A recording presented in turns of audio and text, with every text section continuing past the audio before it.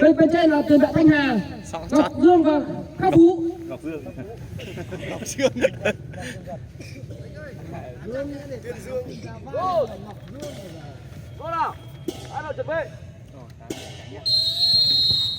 Như vậy trọng tài Nguyễn Thành Long vừa đổi quay về bắt đầu trận đấu. Bắt đi. Thanh Hà. Không được.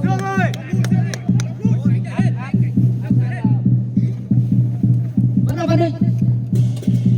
Ngọc Lâm vừa tiếp bóng không thành công.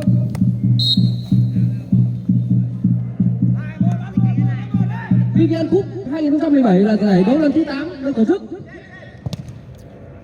Trong 7 lần tổ chức trước đây thì đội Ani là đội bóng đầu thành tích nhất với 4 lần vô địch. Họ thậm chí còn thắng tuyệt đối cả trong 4 lần họ vào chung kết. Lắp Ráp là đội bóng 1 lần vô địch và 4 lần liên tiếp giành ngôi Á quân. Engine là đội bóng 1 lần vô địch và 1 lần giành hạng 3, trong khi đó Warehouse cũng 1 lần vô địch và 1 lần giành hạng 3. Thanh Hà, Khắc Phú, rất đông. Hai quả là pha bóng ra biên. Thanh Hà cơ hội không được, đường chuyền Khắc Phú không thành công.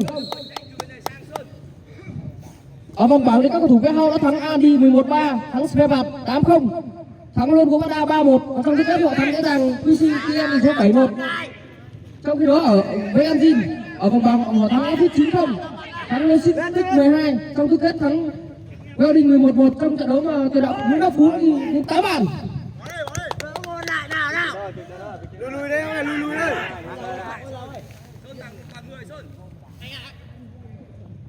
Văn Lộc đang đá biên.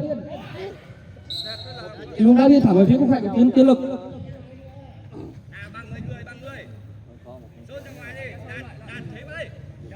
Chú ý người. Đây là trận đấu tái hiện trận bán kết VVN Cup năm 2015.